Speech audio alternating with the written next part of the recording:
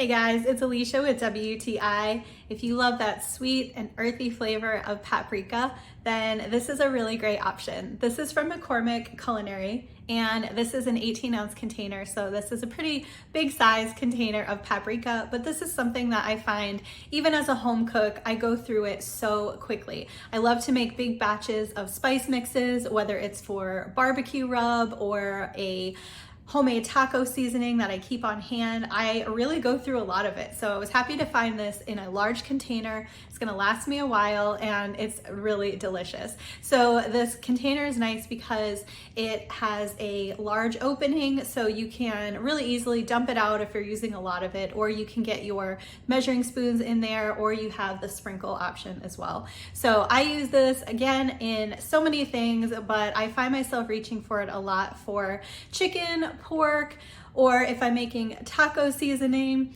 or seasoning potatoes, just so many options. So I really love this. It's a nice quality paprika. It's very tasty and I would definitely recommend it. And that's my point of view.